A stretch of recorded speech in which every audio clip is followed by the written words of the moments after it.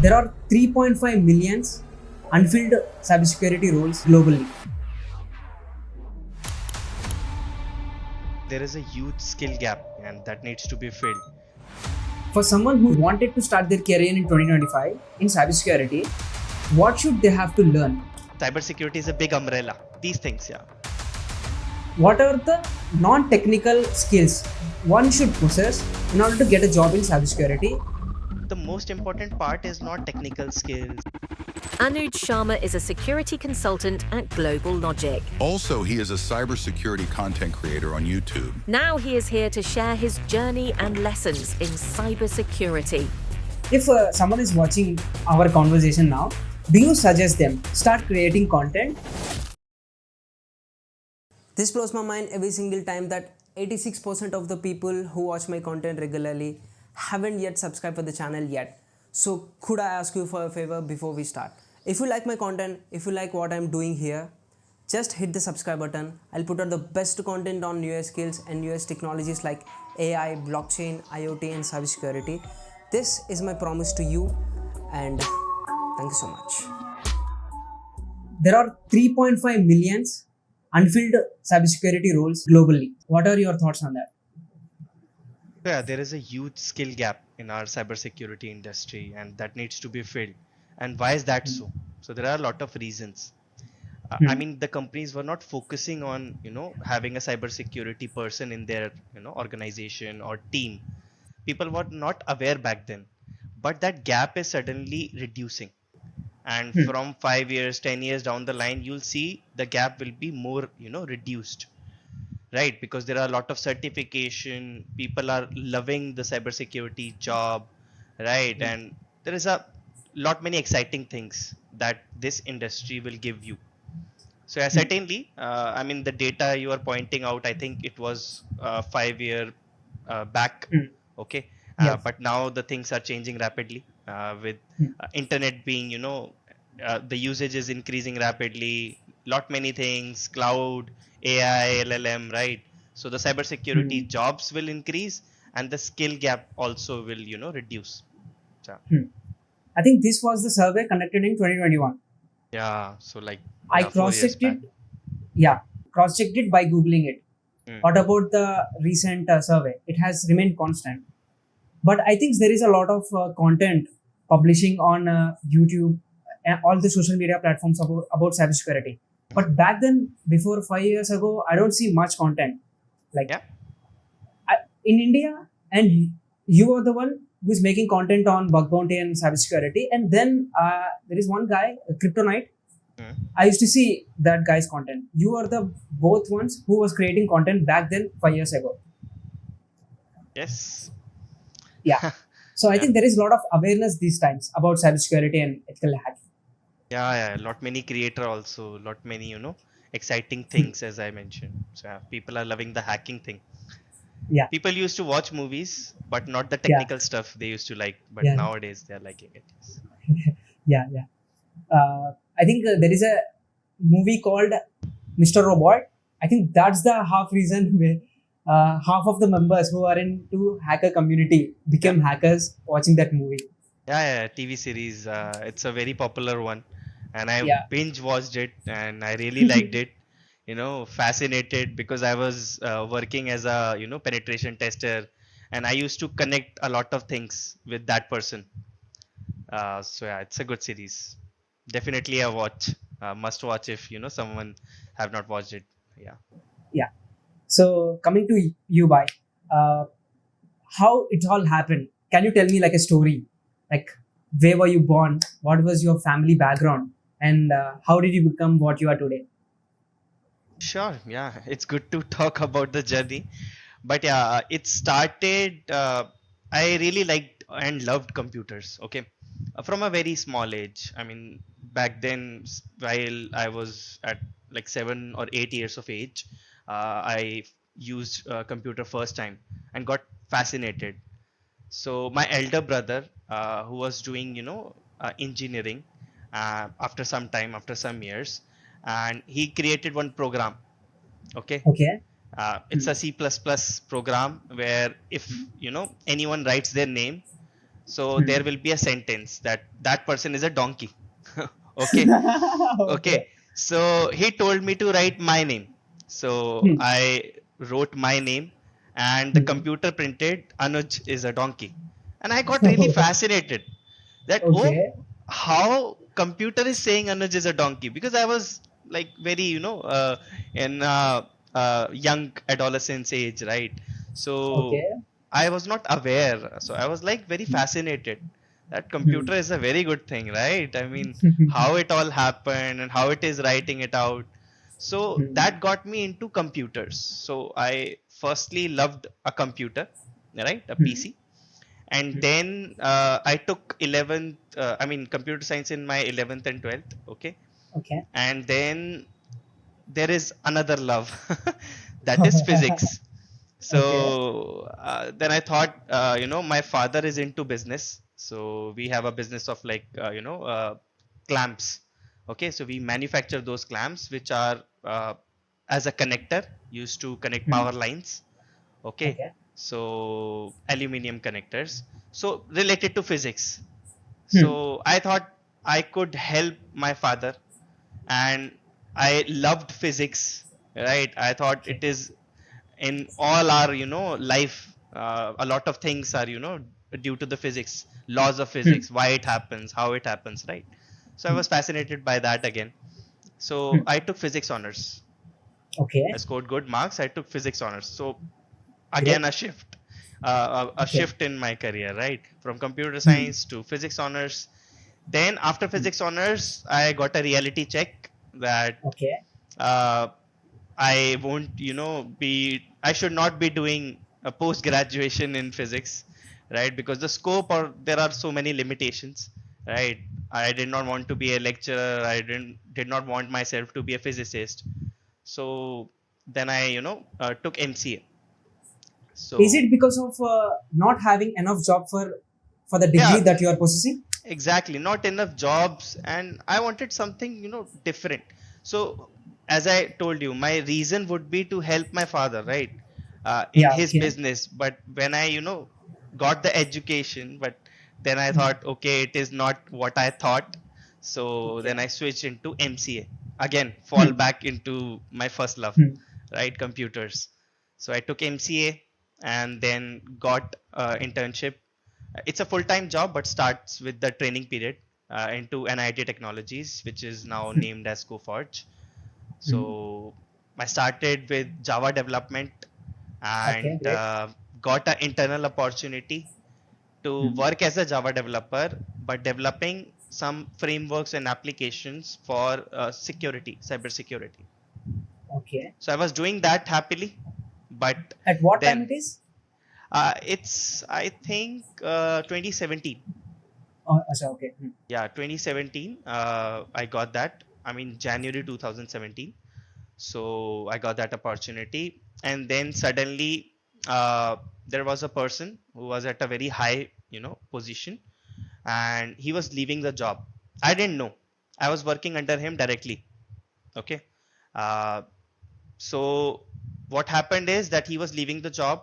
There was a position to fill, but during the transition, one of my sir, managers reached out to me that, Anuj, would you be interested for that job? I said yes. I was like a yes Okay. guy. Okay, whatever you'll Okay. give it to me. I was like, okay, let's see how it Let's goes. I figure it out. learn it. Yeah, Yeah. let's get it on, right? So I said yes, and he asked me some of the cybersecurity related questions, SQL Okay. injection and everything. And luckily, I knew about it back then also, How because did you know about that? uh, because there was a cybersecurity workshop in my, Okay. physics honors. While I was doing physics honors, there was a Hmm. cybersecurity workshop also, other than my college. I mean, it was external. So one of my friend was into this cybersecurity. He got interested, and back then Kali Linux, was known as Backtrack. So he was, Yeah. Yeah. yeah, he was using that Backtrack. So I sat with him like for 1 or 2 days to understand what is it about, because I was a, curious guy from the beginning itself. So whatever other people are doing, I, wanted to learn.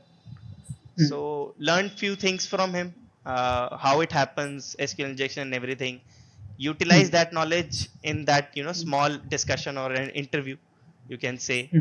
Then, manager thought, okay, let's give him a chance till the time someone fills that position. Let's give him a Okay. chance. And I gave my all in, everything. So I, scrolled and, crawled the web pages, how to be a, cybersecurity person. There were not too many blogs or, not too many information available back then. Compared to nowadays, but yeah. True. So there was one website, resources.infosec. It is a beautiful website. I mean, today also it is there. If someone wants to learn anything on pen testing, also it has a lot of things. So I read about it and how to perform pen testing and everything. So then, I worked and worked and worked, and I worked so nicely and beautifully, I can say, that they have not hired anyone else, because I was a cheap resource, right? Okay. Filling the shoes of a person who was like 15 years experience, Oh. right? But I was managing well my communication and everything. Yes, there were few times, I made some mistakes, silly mistakes, but I was young, and my manager was very supportive. But yeah, then, I worked and I was a lone resource there. So yeah, that's how the journey, started. Then after that, what happened? After that job, you are still in that company, or did you switch that company? I switched. So after working there for like 2.5 years, I got an opportunity to go, on site, and I visited, Spain. I worked there for a year, and I was really in a happy space. But on a personal note, there were a lot of hardships. I mean, my father was not doing well, and back then there was, COVID time. So I decided to came back after working there for a year. Then I thought my salary will be, stagnant, right? And I've learned a lot, but it's time to make a switch, right? So I made a switch and to Accenture and worked there for 1.5 year. But then I thought again, lot of things are missing. I want my career to not to be, stagnant.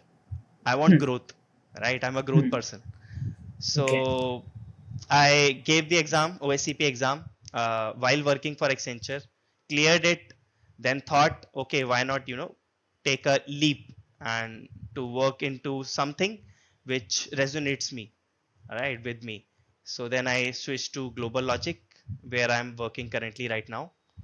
So as a product security person, so I take again a leap from penetration testing, like VAPT, to completely product security. Okay. I mean, I know a bit about VAPTY, but what is this product security thing? Can you explain that? Sure, definitely. See, let me, explain about VAPT first. Okay. Okay. If everyone, might not be aware about it. So VAPT Yeah, is like sure. vulnerability assessment and penetration testing, right?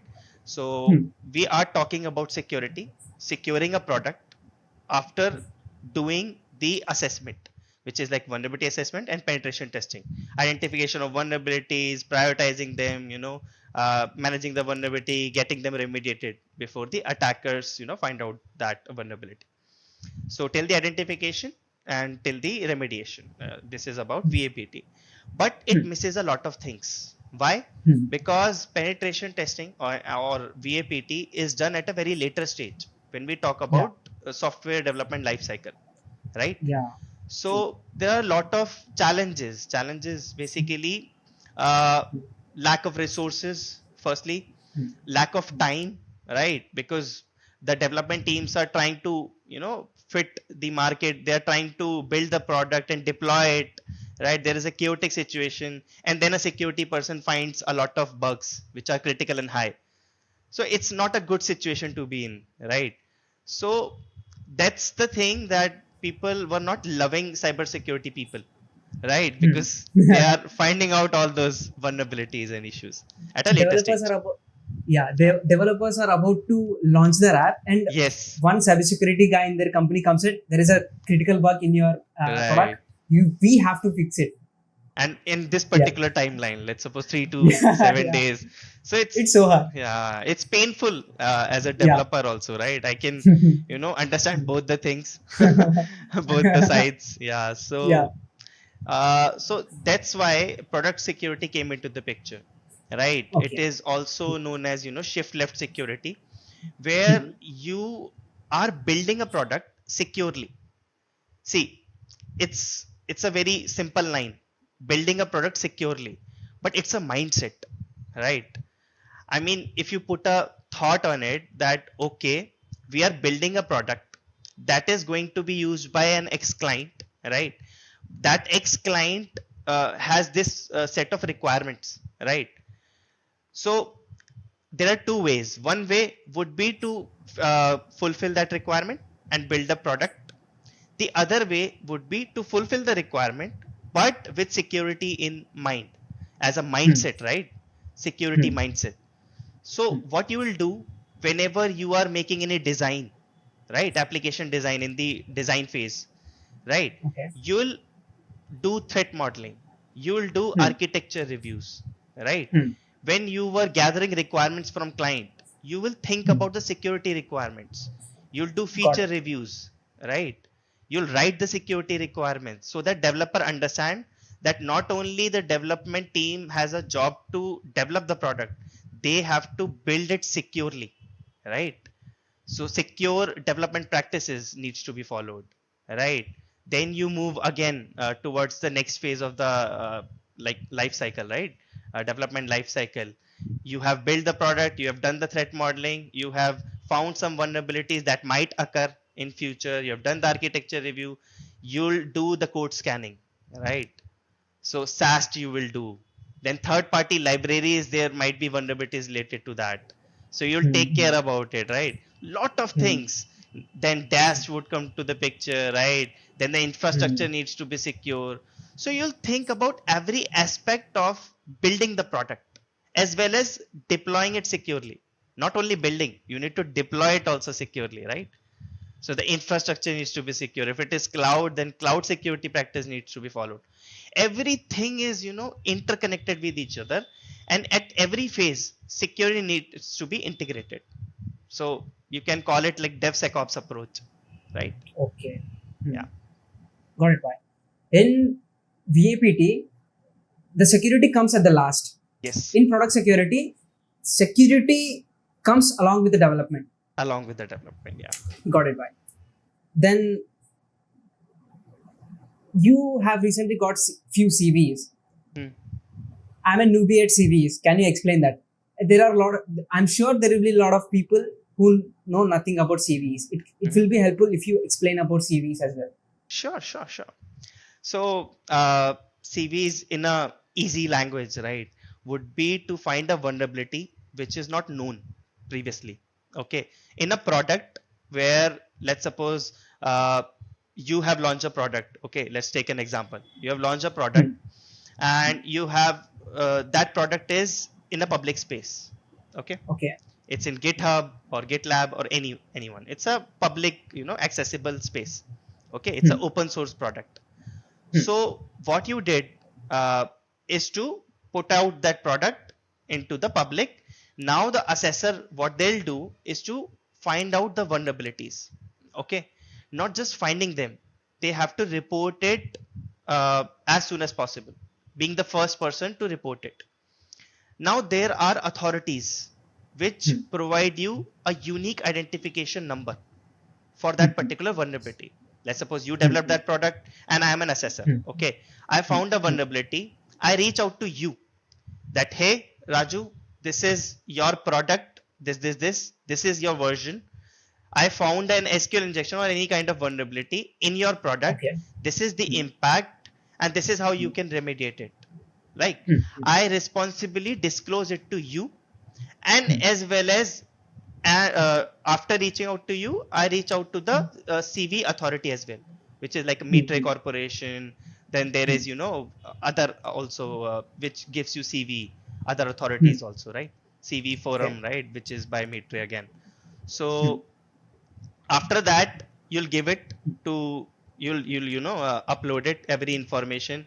There will be a disclosure page also where you'll have the POC, right, so that they can reproduce that vulnerability. After some time, I think 2 weeks or sometimes more, if they found that it to be unique, right, then they'll assign that unique number, which is known as a CV ID. So CVE, then the year in which you found a vulnerability, then the number, like the number of vulnerabilities before you found that vulnerability, right? So if let's suppose I found a vulnerability which is on a 10th number, before that 9 vulnerabilities in the world, in the whole world, in that particular year, 9 vulnerabilities were there. So your will be CVE 2025-10. Just for an example, I'm telling you.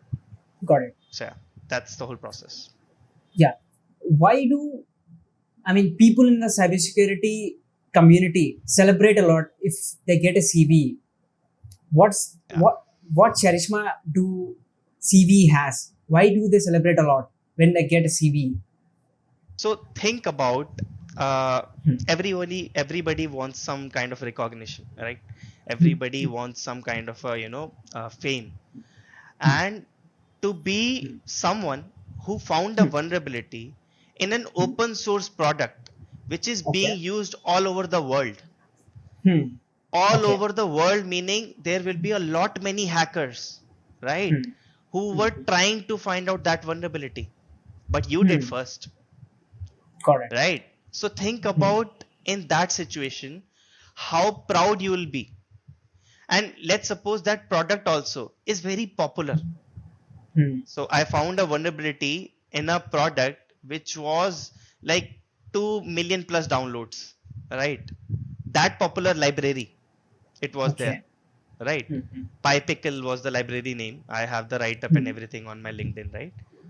So how proud feeling would that be, that okay, hey, I have utilized my skills to find a vulnerability in a product which was being used all over the world, lot many downloads, and I was able to secure it, right? And believe me, I found that vulnerability, reported it, disclosed it responsibly. Within like a couple of hours it got fixed. That popular it was. Great. Got it. So that's the reason it is being celebrated all over the world, right? Because you are utilizing the skills. You are doing something which was not, easy, which was very complex, but you managed to do well. So yeah. Now I get it why, because you mentioned libraries. Yes. Libraries are the ones which are used by enterprises level. Right. Yeah. If the bug is recognized by some, dark hacker, he'll get use of that and loot something. Because it is used in an enterprise level, like libraries, it has a greater impact, right? That's why it is celebrated. Now I'm able to understand why people will celebrate when they get CV or CW. Right. Yeah, got it. So you talk about tools very much. Yes. What are some unpopular tools yet valuable tools that you feel everyone should use them? So I talk about tools a lot, but there are two sides. Okay. Firstly, I'll talk about it. People usually talk a lot about tools in cybersecurity, but I always say that tools are just to make our life easy. Okay. We should not be too much dependent on tools, right? But yes, there are few of the tools which are my favorite. Okay. They are popular. They might not be popular, right? Burp Suite is the popular most tool, right? Most popular tool in web application. But there are a lot of, Burp Suite plugins that are not so popular. Like Joseph is there for JWT, right? Then there is Authorize for, authorization checks, privilege escalation checks.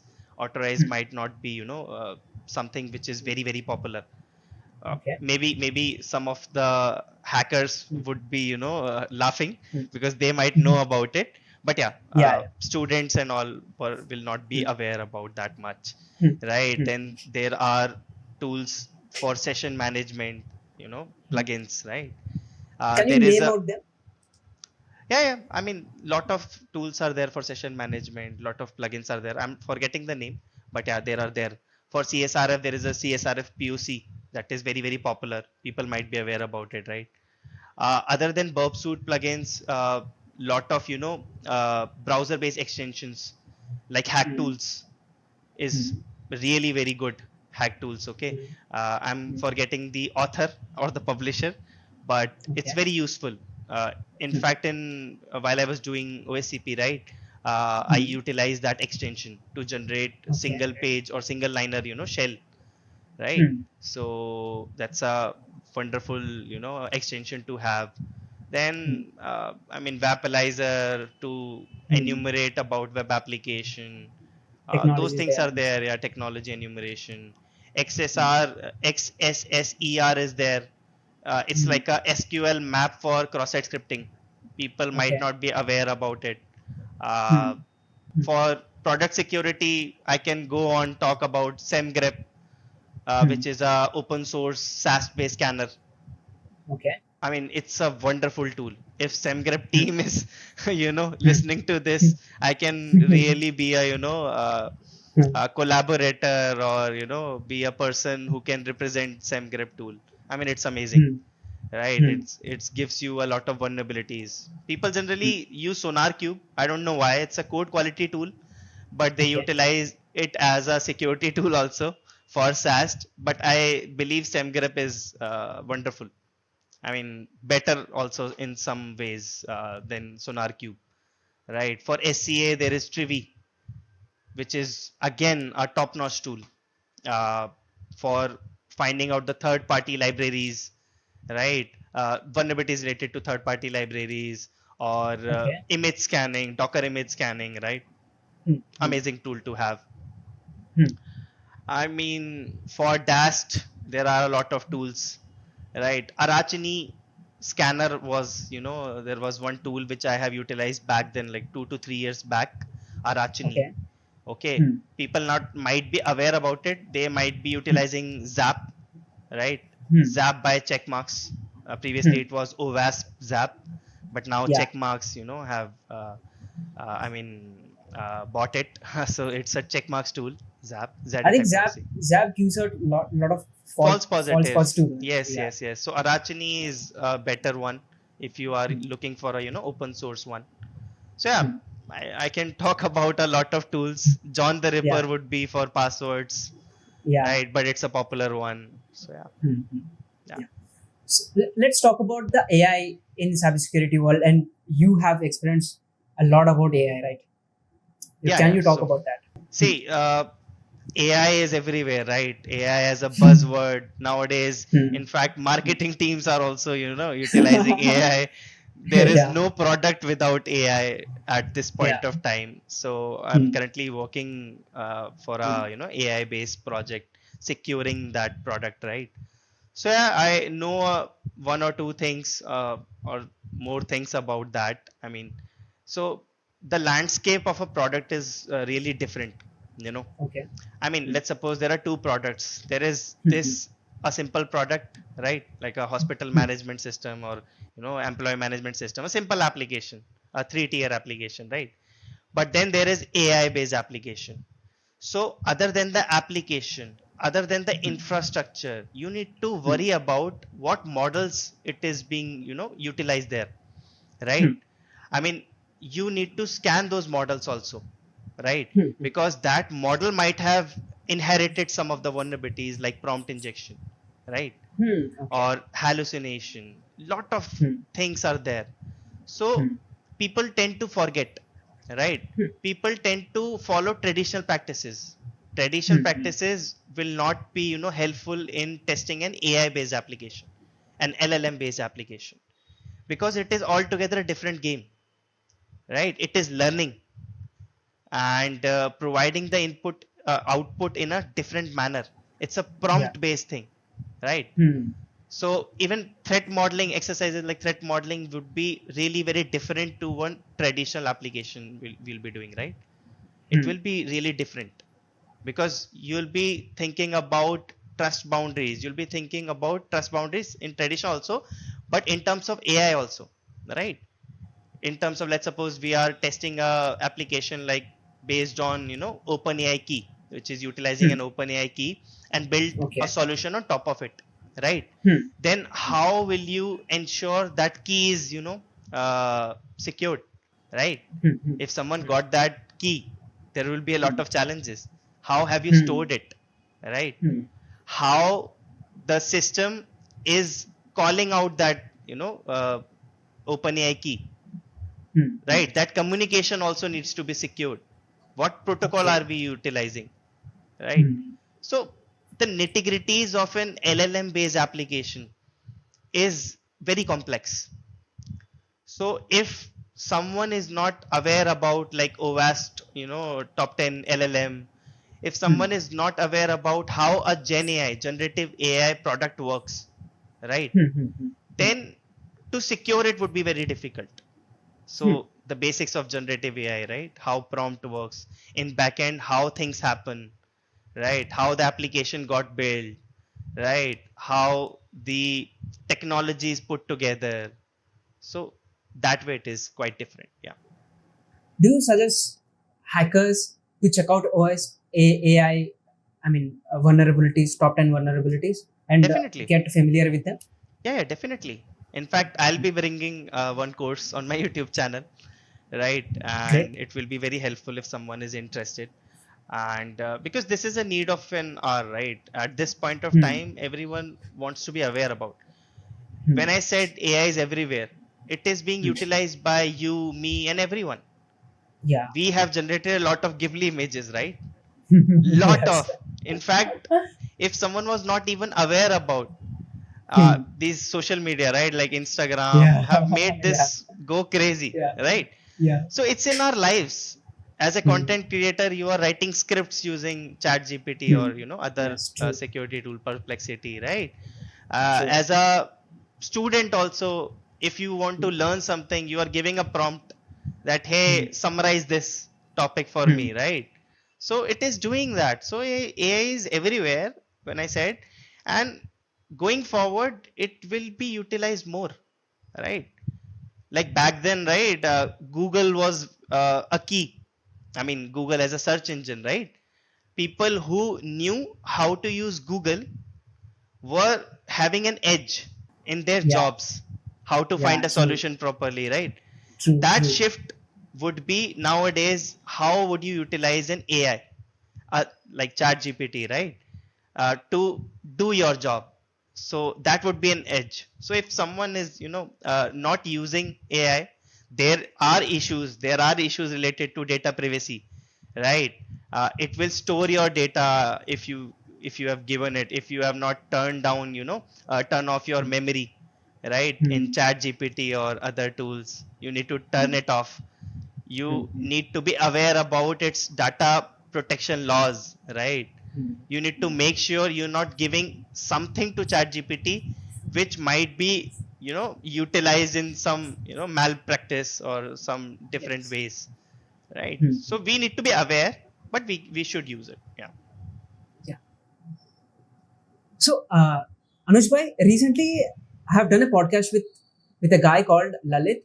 He Mhm. just said in 2025, it doesn't matter what you are learning. You have to know how to learn things faster in 2025 in order to learn anything. He said, because in hacking community or in hacking space, things evolve rapidly. You have to pace up with the rapid evolvement in the cybersecurity community. You need to learn how to learn things faster. As a hacker or cybersecurity researcher, how do you learn things faster? Because you said while you are doing job, from Java developer to cybersecurity expert, you learn things faster. That's why you had edge. So how can someone learn things faster? So, okay. So in any area, you have an interest, right? Hmm. You learn Hmm. it quickly. Okay. I mean, there is not a magic wand, right, to learn everything quickly. We are not someone who can, just skip the pages and learn, right? Not a AI based or not a robot. But yeah, in Yeah. order to learn things quickly, firstly, you should have an interest in that area. Hmm. If you are curious about it, if you want something out of it, if you have a goal in your mind that, okay, let's suppose after completing this book, I will be a person who knows many things about this particular area. Let's suppose you are learning about iOS pen testing, right? And you've purchased a book, and your goal would be to become a better iOS penetration tester. So that goal, you should have it in your mind before starting that book Hmm. or any resource, right? Hmm. So what I do differently might be is to have a goal set before watching anything, before doing any certification, before Hmm. doing any or watching any video on YouTube, Hmm. right? So that's a focused approach. Okay. We are living in a world of distractions, right? And Yeah. people who are more focused or Hmm. work in a state of flow, right, Hmm. for Hmm. like 1 year, for 1 hour at least Hmm. in a day, Hmm. Hmm. would Hmm. be having an edge, right, in terms of focused learning. True. So True. that focused learning will get you more results. So I'm a person who focus on, quality more rather than quantity. I'm not a guy who will spend like 8 hours, 10 hours. Yes, of course, if I am hacking a machine, if I am doing something that is related to my profession, of course, then it's fine. But other than that, I'm not a guy who will, spend a lot of time. I am a Hmm. guy Hmm. who will spend, let's suppose, 1 hour, but that too Hmm. very focused. Hmm. Keep my phone aside because that is again Yeah. a distraction, right? That's the hardest thing. That Hardest thing to that's do, the yeah. hardest thing that you have to Yes, do yes, right now in hardest thing to do. 2025. Yeah. Exactly. Turn down your Hmm. Wi-Fi, okay? Hmm. Turn it off. Keep your phone aside, Hmm. or maybe talk to your family that, okay, I'll be away from this time to this time, so that they also know that, okay, Hmm. he might not be reachable on his phone, right? He is doing a focus session. You can use a lot of apps to focus, but again, I say that don't have a intention to learn things quickly. Not not you should not have an intention to learn things quickly. You just need to learn that, whether it is a concept or anything. Just have an intention, have a goal, and then you should start it, right? But people do it differently. People start the goal, then think about, Hmm. okay, what will I gain from this, right? Hmm. And then they Yeah. get True. bored because True. that might be boring, right? A book might be really boring True. for someone, right? I'm a avid reader, so yeah, I don't get bored easily. But yeah, so these things, yeah. Anuj bhai, you interview a lot of people these days. Yes. For someone who is starting their career, I mean, wanted to start their career in 2025 in cybersecurity, Mhm. what should they have to learn, So yeah, my or what answer, should they yeah. focus on? So again, focus would be different for different people, right? Okay. Their goal will be different, right? If let's suppose a person wants to work in cybersecurity, right? Work may be in an corporate world, right? In an organization, that person might be, having a goal to work, or in bug bounty, or maybe there are different areas, right? In cybersecurity that you might be a part of. But let's take Yeah. an example of someone who wants to be a part of a corporate job, right? Then Hmm. one needs to be clear about what specific area of cybersecurity that Hmm. person wants to go in, right? Hmm. Because cybersecurity is a big umbrella, right? Yeah. I mean, app security, network security, cloud security, right? Now Hmm. LLM security, lot of things are Hmm. there. Hmm. So what specific area you are interested in, Hmm. right? Whether it is offensive area or whether it is defensive area. Are you a person who is very curious, to know everything, right? You are interested to grasp knowledge, right? In every aspect of your life, or whether any subject, right? Any person. If you're curious and you have a knack of learning, and if you like to break things also. Breaking things not in a negative manner, but breaking things to understand how it was working, right? Let's suppose people might have watched Three Idiots movie, right? Yeah. So the main character played by Amir Khan, right, used to open machines like fridge, right? Just to understand, or inverters, just to understand how it was working. So What's going on inside? what's going on inside, how it was made, right? So if you're curious about all those things, then I would suggest you should choose offensive security, right? Because in offensive, you need to understand everything, how it was built first, right? Then the next stage would be how to secure it. But if you just try to secure it using tools, you are scanning it, then it won't be really fruitful for you.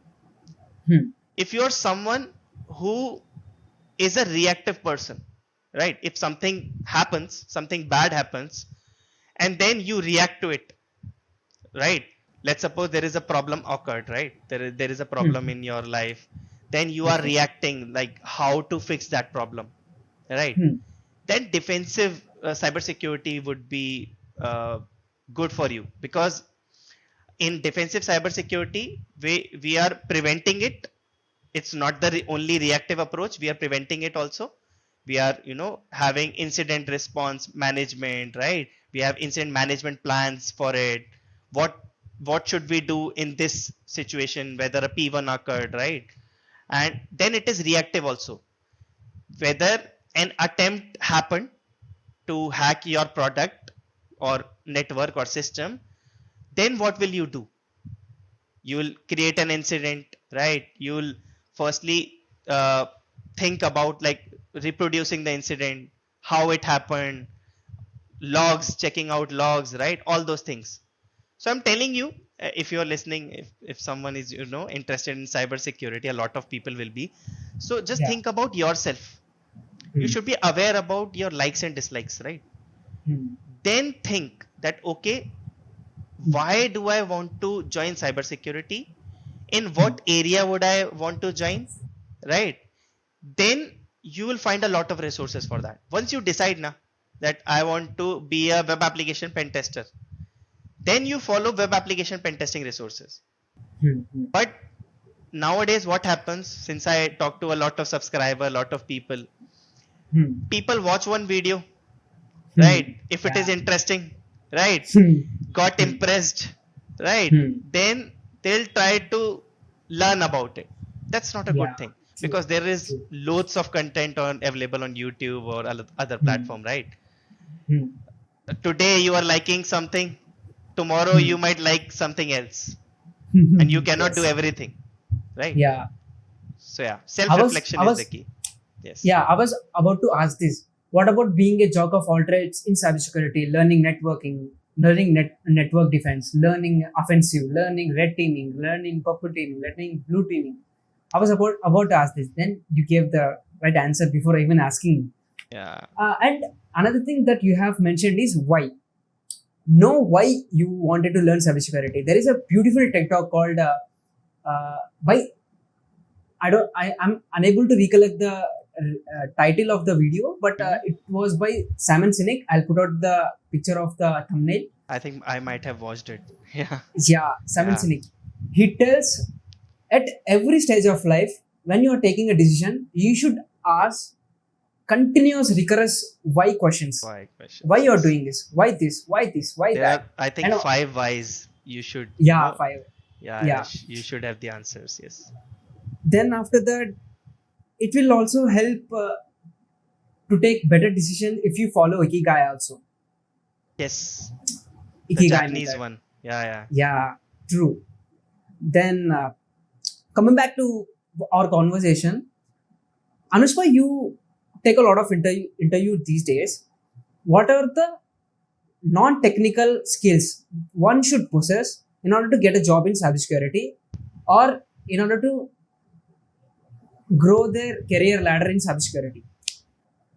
So yeah, I have like more than 8 years of experience and talking to different people, right? I think the most important part, I put posts on LinkedIn also, the most important part is not your technical skills or the those kind of things which will you can prove later. So let's suppose you have prepared well for an interview. Preparing well Okay. meaning you know everything about technical skills, right? But you are weak in communication, right? You won't get selected, believe me. Why is that so? Because that person is new, right? If let's suppose uh, I'm sitting here in front of you, right? And I'm not able to explain my thoughts in a good manner, right? In an easy to understand manner, then people might be listening and wondering, hey, what this guy is talking about, right? True. So communication is the key. Whether you are giving an interview, going for a job interview, right? Selecting in a job, whether you are explaining anything to a developer, because there will be a lot of calls, right? In cybersecurity also, you might be giving presentation to executives also, okay? And if you are at a higher position, then communication becomes more important, right? A level more important.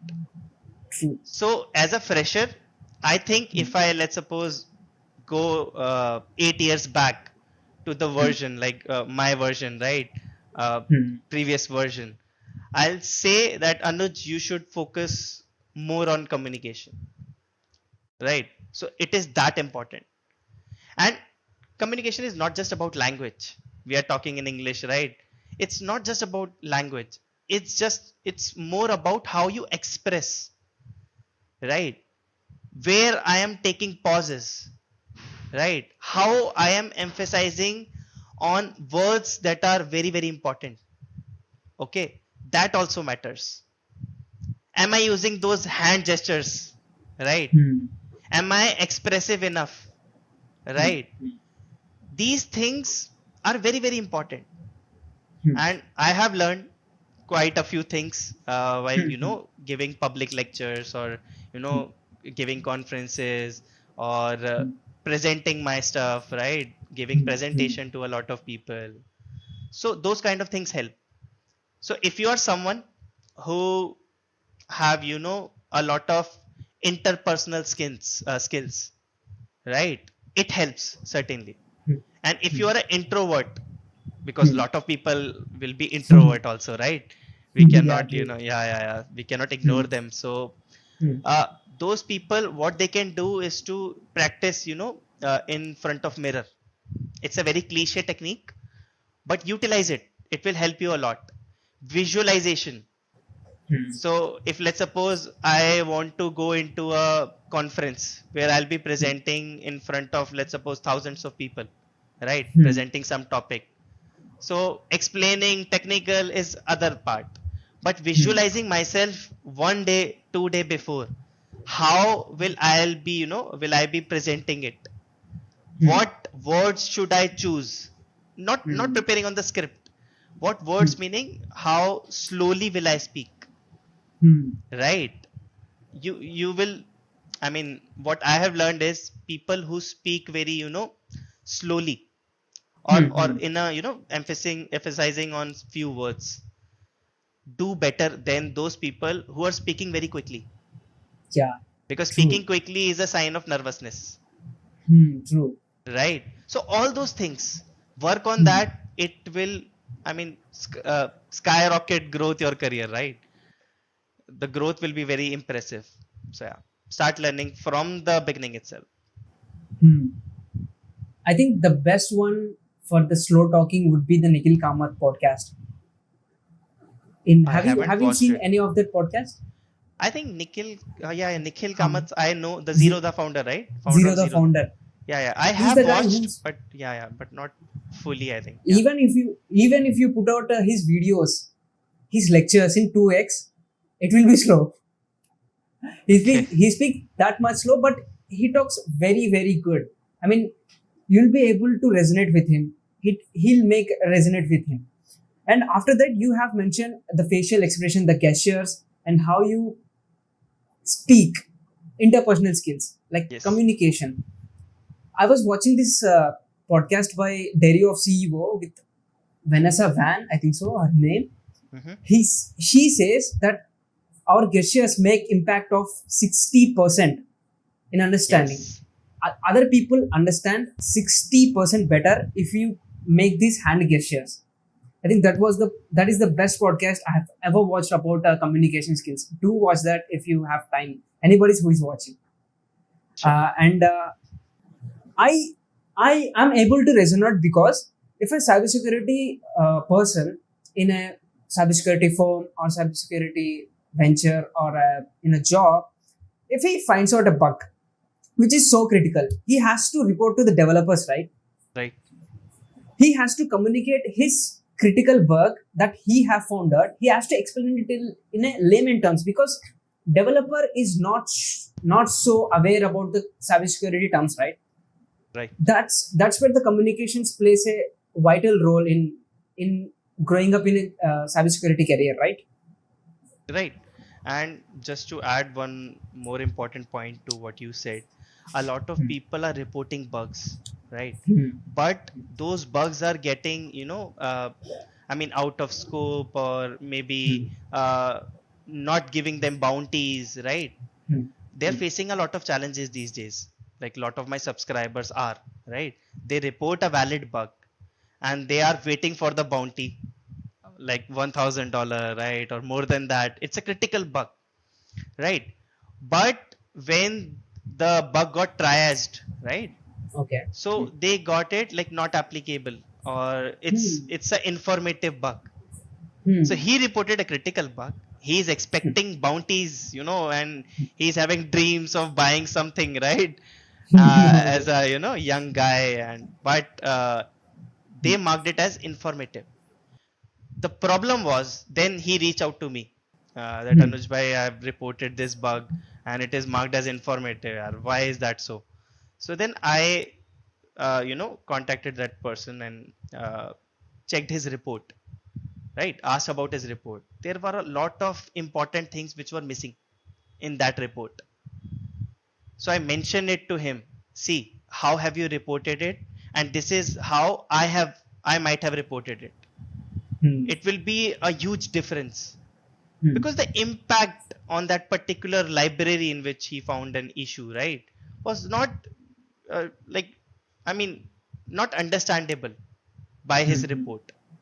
Okay. And that's the reason someone who tries his report, right, would feel it's an informative one, because this vulnerability, if exploited also, won't give attacker anything. So that's the key.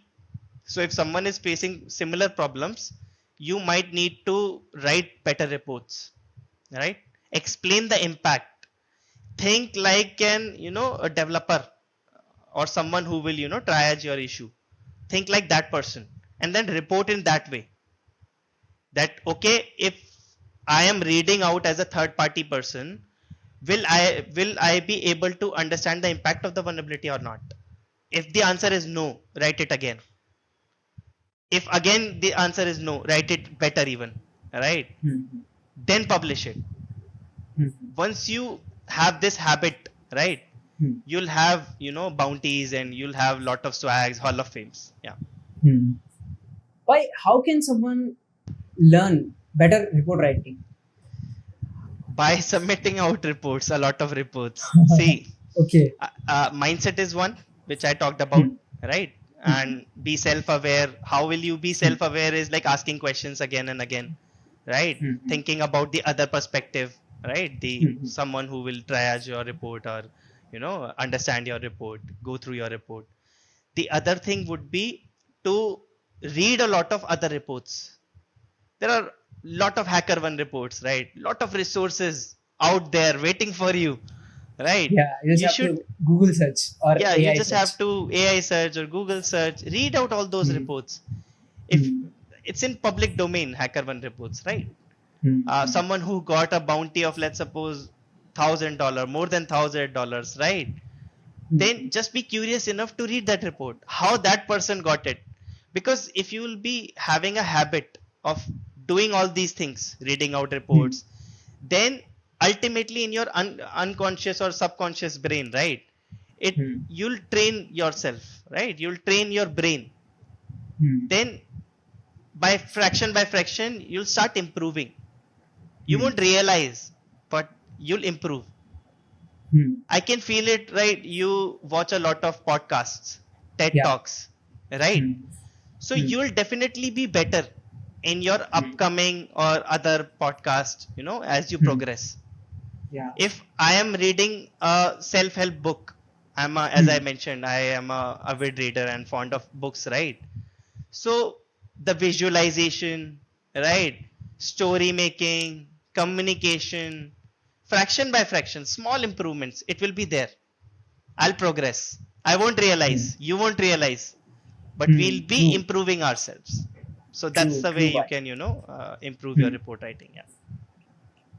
Anuj bhai, why did you started creating content about cybersecurity? That's a good question. So, so as you know, I was talking about the why, right? So why I started created content, and so back then in 2018, okay, I was learning things. I was working at Coforge, right? I was preparing for CEH, Certified Ethical Hacking exam, okay, and one of my friend had a YouTube channel related to development, who is now popularly known as Technical Suneja. Okay, he has good amount of subscribers.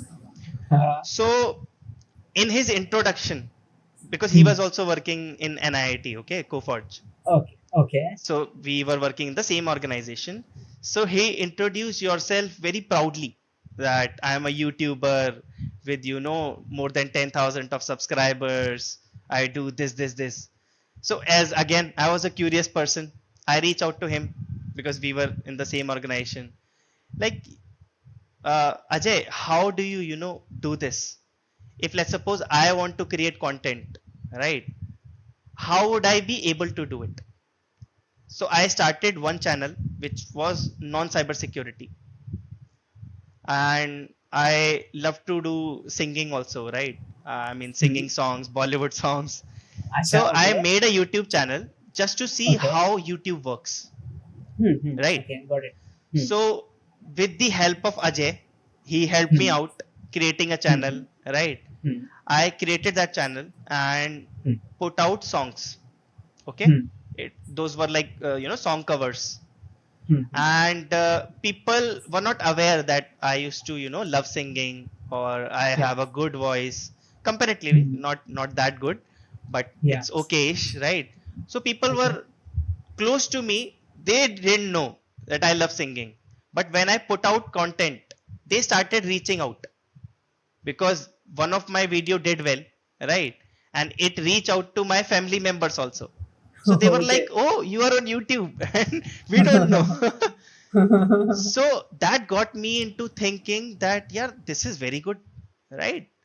I am doing something which is, giving me self-validation, right? And giving me, I'm earning a lot of praises that, hey, you have a good voice. And those people I don't know even, right? Some of the people I don't know. And they are reaching out, they're putting out that comment that you do good, you are singing good songs. Then I thought, yeah, why not creating something which I am doing currently, right? Back then there were not a lot of resources. So I thought, yeah, there are a lot of channels which are in English, right? And I am like born and brought up in Delhi, right? So I am very familiar to Hindi and very comfortable in Hindi, right? So I thought those people who are not well in English but want something to be easily understandable related to cybersecurity. So I thought, let's create another channel, right? And it will be about ethical hacking, right? Then I thought that what I am learning, I should upload it on YouTube. So I was learning about CEH. Whatever I learned, I created videos of CEH, right? Then afterwards, I was doing web application penetration testing, which involves like burp suit and everything, SQL injection, cross-site scripting, right? Lot of OWASP related things. So I put it out on YouTube, not having any goal that okay, I'll be having these many subscribers. No, I was just uh, wondering that uh, on YouTube, how would it perform, right? Or will it help someone or not, right? If let's suppose I am able to help one person, right, and that person reach out to me that hey, I loved your content, I watched it, and now I am successfully able to earn money while doing bug bounty, or in job I got selected. It's I have completed my goal. It's True, that simple.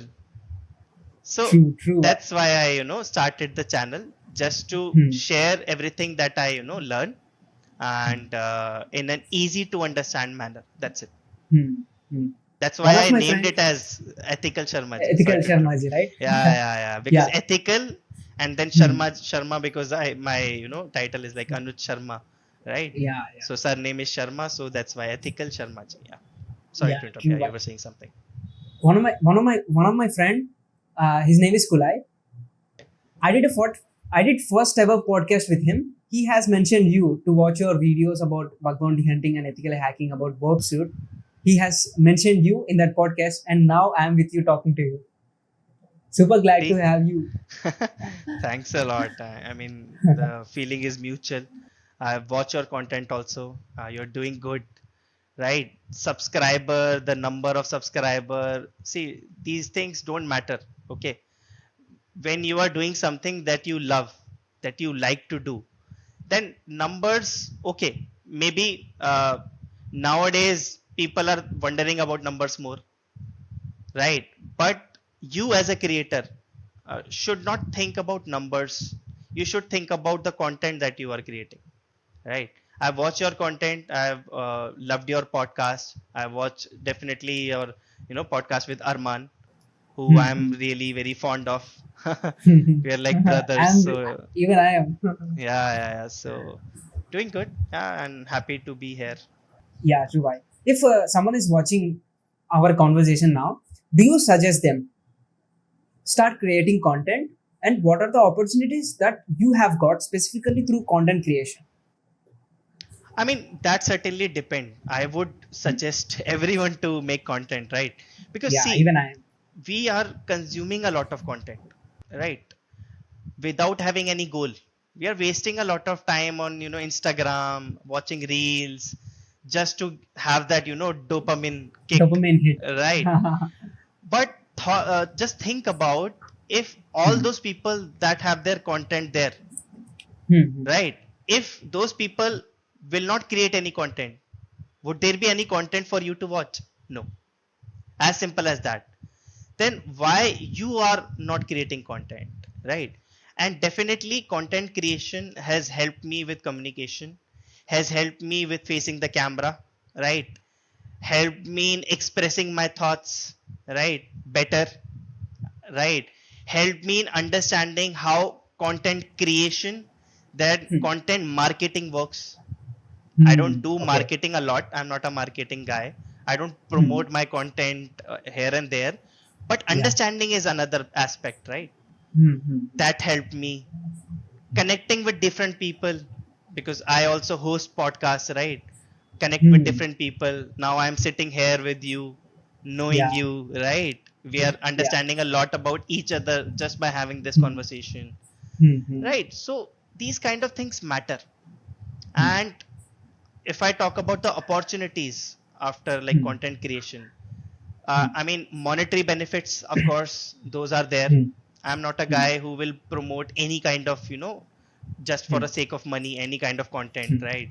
Hmm. So I do reject all those kind of, collaboration, like Okay. gaming collaboration, like Okay. betting apps. Yeah. Yeah. Those are filled, my Gmail is Hmm. filled with them, Okay. right? I'm not like praising myself.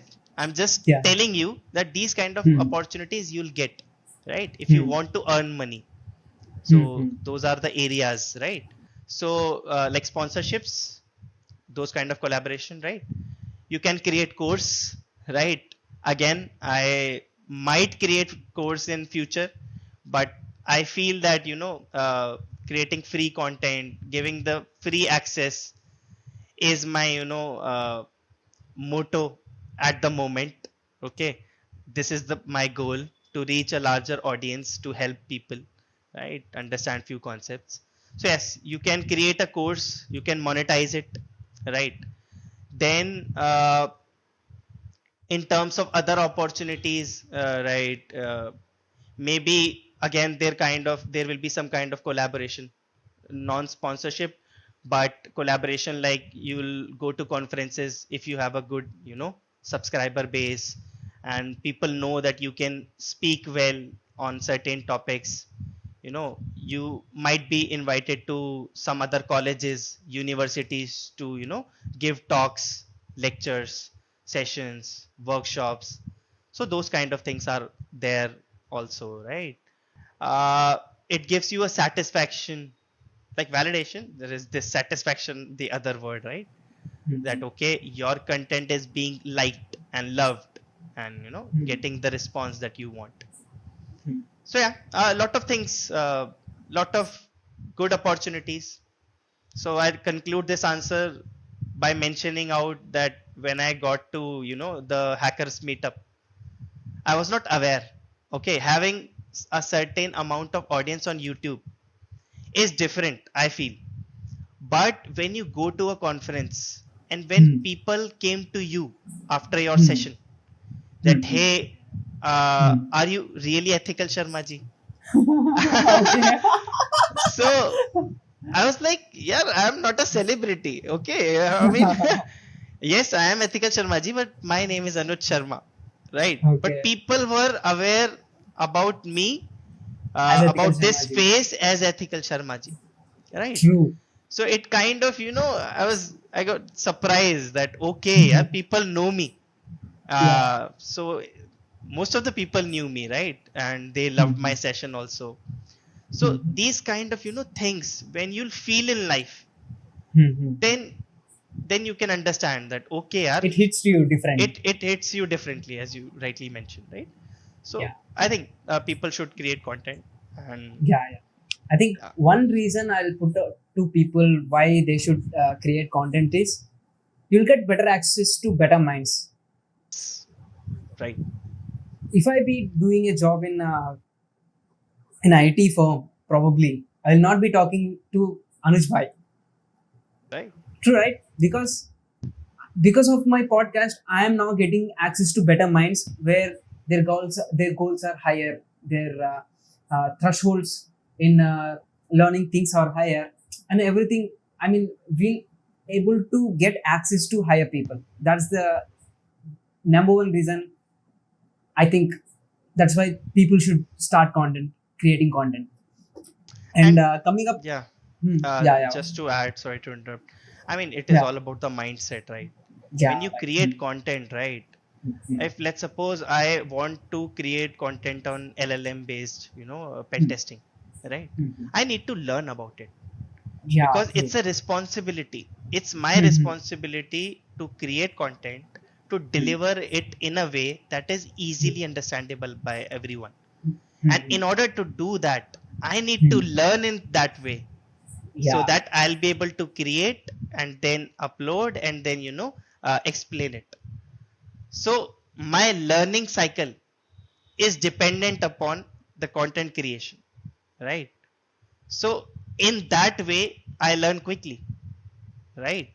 And in that way there are topics in my mind that I need to do this.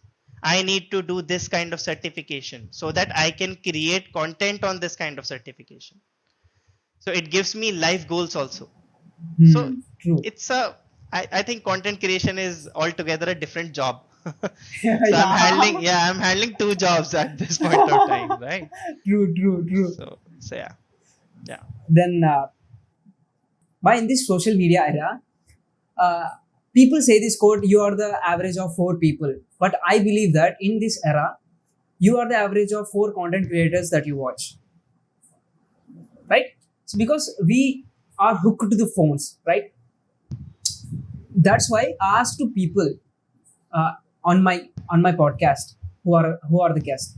I'll ask what content and which content creators do they watch? What do you watch on social media platforms? Firstly, it's a good perspective, okay, to have that whatever you watch, it impacts your brain, and Yeah, definitely true. it impacts, okay. Hmm. And I agree to this. Hmm. So there is one guy, Tyler, right, Okay. who just started to make content. I mean, not a lot of years ago. It's like 1 or 2 year ago. Tyler is a part of uh, I mean, creating content for YouTube. He started to do that. Before that, he used to make machines on Try Hack Me.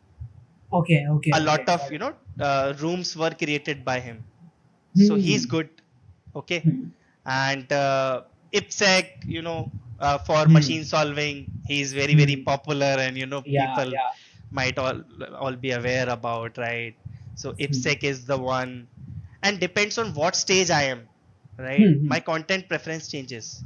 So while Okay. doing OSCP, I used to watch IPSEC a lot. TJ Null, Hmm. there is a Excel sheet, right? And Rana Khalil blogs, right? So back then, those were the creators. But nowadays, it's like if I want to learn more on new technologies, Hmm. Hmm. so there is a guy, I'm forgetting the name, who likes to Hmm. uh, talk about cybersecurity, Hmm. networks, Hmm. infrastructure while just Okay. sipping coffee. I'm Okay. forgetting the guy who has Network chunk. Network yeah, chunk. network check. Yeah. Yes, yes, yes. Yeah. So network check is really very good to if you understand, if you like to understand more about infrastructure or Yeah. security, right? Hmm. David is there, David Bomba. Lot of creators are Yeah. there. But depending upon what I want to learn, then I watch. It's like, again, more focused learning. So I watch the videos only where there is a intention to learn anything. I'll search it out and then watch. Mostly I want to not scroll it, because that is purely unintentional. Yeah. That's called doom scrolling. Doom scrolling, yes, you are Yeah. doomed, because if Yeah. because if you're scrolling, it's not like that I don't do it, right? Yeah. Yeah. Occasionally I do it, like the scrolling and everything, right? Because you will also want to have some dopamine, and you Hmm. will want to know what's going Hmm. on social media and What's Instagram and what's the everything. trend? Instagram trend What's the currently. trend, right? But it's like occasional, right? Yeah. So Hmm. intentional scrolling I will suggest, or intentional searching it out. So yeah, a lot of content I consume. That's why I have the inspiration of creating content. Yeah. Hmm. But what is your daily routine? Because I feel that this all these successful people follow one thing that is discipline and habits and their daily routine. I feel that personally because of this Atomic Habit Yeah, book. yeah. Atomic Habit, I have read. I Yes, it's a I very I good book. yeah. So what is your daily routine and weekly routine? Daily routine, again, as I mentioned, I'm dynamic, right? Although I would agree that if you are having a disciplined routine, right? If you are a disciplined person, if you have the same routine, your chances of getting success is more, right? But I'm a guy who is uh, who likes to be free, right? Hmm. Got it. Who likes to be, it's like, if I want to go to a walk, right, at certain point of time, Hmm. nobody should stop me. True. Okay, I should be free. If, Hmm. let's suppose, I have some time, right, other than my work and other engagements, I want to watch a movie, I'm really interested to watch a movie, then again I should watch it. I should not have a routine to watch a movie or a particular day to watch, Okay. right? Because see, that freedom, that feeling Hmm. of having that kind of freedom, that you Hmm. can Hmm. do whatever you want to do Yeah. in that particular time. You have Hmm. Hmm. aside, keeping aside the professional work timings, the professional commitments, keeping everything aside. If you are having that time and you want to do anything, you can do. If you want to play games, right, you can do it without having, any grudges or any, guilt that, okay, Yeah. I have, yeah, yeah, yeah. So, but yeah, I'm trying to follow a routine. I try to wake Hmm. up early. Hmm. Okay. I try to go on a walk so that, Hmm. it helps my mind to get the Hmm. clarity. And I would Hmm. suggest everyone to, walk at least for 45 to 60 minutes, uh, 8,000 or 10,000 steps a day. I mean, So I'm not at what time do you wake up by? trying to wake up at 7. Uh, Okay. Although sometimes it is difficult. Yeah. I used to wake up early, I mean 6 also, and sometimes 5 also. But nowadays, because I'm married, right? So the timelines have been changed from Okay. past more than 1 year. But yeah, I'm trying to Hmm. wake up at 7, and I have ample amount of time because I'll be having like 2 hours, right? To get the basics done, to go on a walk and to have the breakfast, so that I'll start my office work. So my office work would be like from 9 sometimes 9:30 to let's suppose 6, sometimes 7, depending upon what day it is, right? And how many meetings I have, what work I have it assigned, right? Whom I am working with. So lot of different situations. But yeah, more or less I'll be free by 6 or 7, right? Then probably I'll uh, have some time with my wife, right? I'll Hmm. talk to her and then Hmm. prepare for dinner, because I'm trying myself to have dinner quickly. I mean, Hmm. before, try to have dinner before sunset, but Hmm. Oh. it's like 7 or 7:30. I'll be having dinner. That would be the last meal of my day, because uh, I'm trying to lose fat. There is a lot of face fat I have gained, right? Okay. Okay. So I'm trying to improve myself physically also, mentally and Okay. spiritually also, in all the three Okay. aspects. Hmm. So definitely you'll start seeing the results after some time. Yeah.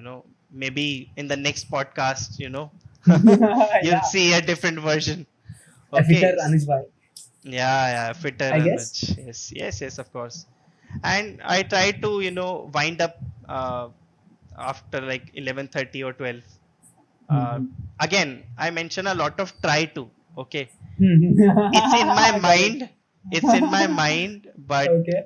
sometimes it Hmm. is, 1 o'clock, 2 o'clock, because my mind is working so fast and it's so active that sometimes I Hmm. feel it's challenging to sleep at that particular time, Hmm. Yeah. Yeah. right? Maybe a series that I have watched, or Hmm. maybe I am solving a machine, or maybe I'm working on something that my brain is so active that it feels challenging to sleep at that time. So Yeah, I can resonate with you because last night I was trying to sleep at maybe 12 or 11:30. Then my mind started tinkering that I have a lot of pending tasks yesterday. Then I woke up and I completed all the to-do tasks by 4 a.m. Then I slept. Then I peacefully slept. Then my brain haven't poked me. Okay, why? Now you sleep. You have completed all the pending tasks. Go and sleep. Yeah. a solution for this, if someone is face this kind of problem in future, I Okay. think having too many to do tasks, okay, Hmm. will be a Hmm. problem. Yeah. Yeah. Not on good days, but on Hmm. bad days it will be a lot of problem, right? So in good days you might feel very productive, you want to do a lot of tasks, right? But those good days are less in number, right? In a Yeah. Yeah. month those good days will be very less. So what True. I would suggest is to have one or two priority tasks, just Hmm. one or two. One is Hmm. good, two is like okay to have. One or two priority tasks that if I do these two tasks or one task, I'll sleep peacefully. right? It's like the most priority task, right, for the day. So if those are ticked, I can sleep peacefully. If those are not ticked, I'll do it and then sleep. Okay, so this habit, when you do it, consistently, you'll start feeling more peaceful, and you'll start feeling more confident also, if you are continuously doing those tasks. And you'll learn about a lot of things, that okay, it is okay to have only one or two tasks, only one or two priorities. It is not okay to have 10 tasks, Yeah, right? I think The quality matters, not the quantity. yeah, these days I'm being like hyper productive. I'm trying to be hyper productive, but it's not happening. It's not true. Also, one cannot be hyper productive, right? Hyper productive, see, you mentioned like jack of all trades, right? Yeah. You mentioned see, I've tried a lot of things, Yeah, okay, yeah. tried and tested them. Back then in COVID, when I was in Spain all alone, right? I was living alone, all by myself, cooking and everything I'm doing on my own, right? I used to try a lot of things, a lot of different ways. I thought, I watched a video which talks about watching a YouTube video in 1.5x speed or 2x. Okay. Okay. Then I thought, okay, let's try it. I tried it for 10 days. Okay. Watching videos in 1.5x and 2x. More like, if it is like very slow, 1.5x. If it is very, very slow, like in 2x, right? Then I thought, I am losing out focus. Yeah, right? true. I'm learning out, right? But not keeping the topics, not keeping whatever I've learned in my brain for too long, right? Then what's the point? What's the point of watching 10 videos in 1.5x or 10x in a day, right? When you have learned not one thing, not a single thing. It's equal to zero. It's equal to zero. You've wasted your time successfully, right?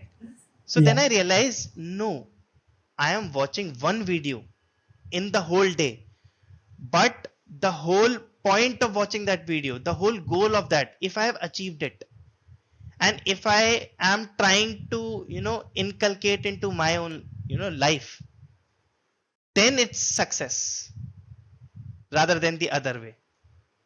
So yeah, just try, not just, listen to me, right? Yeah. You might have a different outlook, but try out all those things which you can, and then have, awareness, what suits you and what suits you not. Yeah, I should. Then you have said that you are a firm reader. What are the books that you will give to people?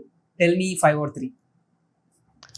Atomic Habits is one. Then then there is book known as, Habits of Highly, I think, Successful People, 7 Habits, something like that, right? Yeah, it's very good. Then there is Deep Focus, talking about, I was talking about a state of flow, that flow state, how Flow one state, can yeah. achieve. Deep work is one, deep focus is one, right?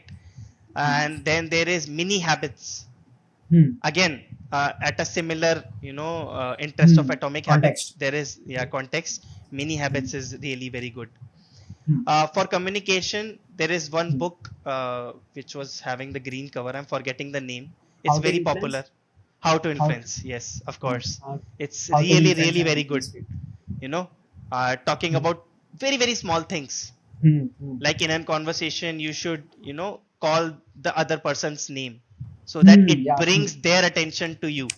Yeah. That small thing. See, I read this book around 5 years back, but I still remember that point, right? So it's so impactful. For finance, I think, or investment, I think Think and Grow Rich is very, very good book to have, right? One should read it. And there is this one book,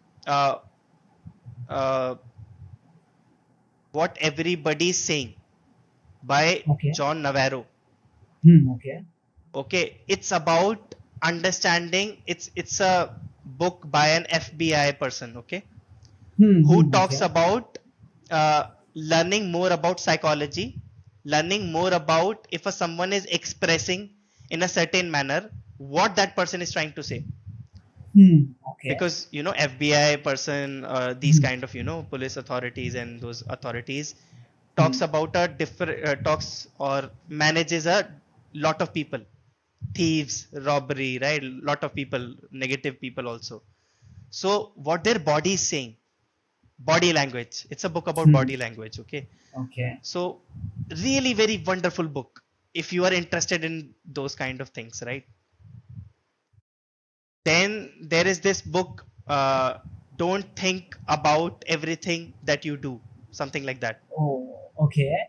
Okay, again a beautiful book. I mean, everyone should read it, right? uh, it's a book that can change your life. Okay, then there was a book, I'm again forgetting the name. It's a Okay. very, I mean, don't believe everything, like that, something. Okay, Okay. don't believe everything, I think. Forgetting the name. The cover is like white color, and then there is a brain, uncluttered brain. It is okay, trying to. No, I Uh, haven't gone through that. I mean, it's a very thin book, but it's very useful. So yeah, a lot of books, depending upon what stage I am in. Again, as I mentioned, I'm dynamic, right? So it's not like that I'll be only reading self-help books. It's more on what I am facing. If I am True. facing challenges related to focus, I'll read a book about having focus. If let's suppose I'm at a stage where I want to learn negotiation, I'll search it on web or AI about a book which is best to learn about art of negotiation.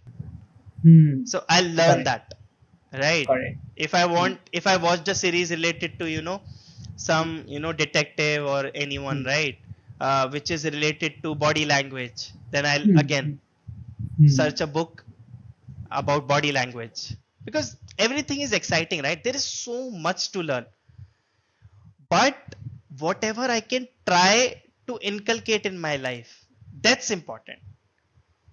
So as I mentioned, just concluding this answer, whatever I want to improve in my life, I learn, right? I read books, I watch content related to that, then I try to inculcate in my life and then improve. So it's like a whole action oriented approach rather than just thinking about what can I do. So Correct. Anuj bhai, why should someone read book? Like you have mentioned a lot of good books, but there will be a FOMO in people. Why should I read a book? Instead, I'll watch some content. For these kind of people, what do you tell them? see, and I can assure you that I was a person who used to hate books. Okay, and one of my friend, very close friend, like he's like a best friend, right? And he is a avid reader. He used to learn a lot from books. Okay, and I was a person who used to hate books. So he Okay. used to talk about lot of books. Okay, he used to take me to buy books, that you should read this, you should read that, right? And it happened for a long time. And because I was not having that habit, I used to purchase one or two book, but I uh, I used to not read it, right? Maybe reading one or two pages and then leaving it aside, right? So I used to hate books. But then what happened is, I thought, yeah, he's learning a lot of things, and because he's my best friend, I used to see his life changing, Okay. and I used to watch him grow in every aspect of his life, the knowledge, the body language. And I used to ask him, how is that happening? I'm seeing changes, positive changes in you. His answer was books. Yeah. Then I thought, again, my curious mind, that I thought, yeah, why should I not do something which is very useful for me, right? So then I developed a strategy that, hey, I can read a page in a day. Okay, let's just start with one thing. It's a principle, by the way, which I read afterwards, but I just, out of nowhere, I thought, okay, let's start very small. Let's start from the first step, right? Hmm. What I did is I created a 30-day plan. Okay. So 30 pages in a month. That's it. Hmm. Hmm. Even if I want to increase it, I won't. I'll stop myself. Just for 30 days, I'll read one page Hmm. of the book which I'll choose. Nobody else will choose, okay? I'll choose, right? That book was Think and Grow Rich. First book that I read. I chose it. Yeah, I chose it. And then I thought, okay, let's read one by one. So for first month, I just read 30 pages, one page a day, including the introduction. If it is an introduction, just one page. Okay. And it's very difficult to stop if you are excited, right? If you're reading something that excites you, it's very difficult to stop at one page, Yes, true, very true. right? Because it's like watching a series, right? If you watch one episode and if you are wondering about what happens next, right? It's very hard to stop there. It's like watching a very favorite movie or TV show and Right. power cut in the middle of the show. Power cut in there. Yes, exactly. But I thought, no. I have created a plan.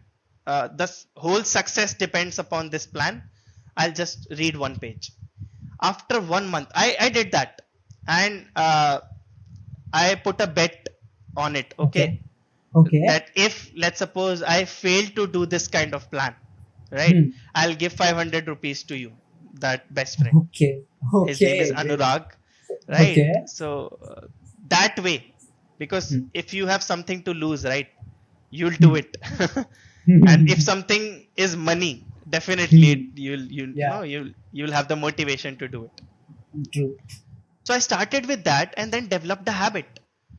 Within 30 days, I felt so much changed, right? A lot of things in me got changed. And then I realized that it is a lot of value that can be generated, not in terms of money, in terms of, valuable skills I can gain through books. And that helped me in getting through all the technical books also. I started by reading Think and Grow Rich by Napoleon, but sorry, I think the writer is different. But then it feels very easy to understand all the technical books, right?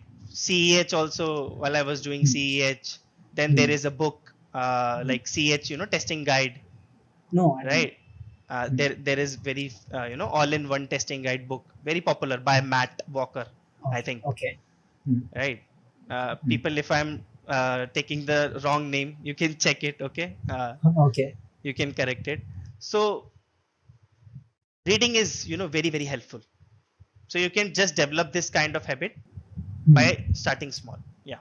So this is the reason why you have to read books. Yes. Yeah, I think that's it, Anuj bhai. Thank you for taking out the time. I mean, thank you also for having me, and I loved the conversation, and I hope it will be informative for all of you guys, right?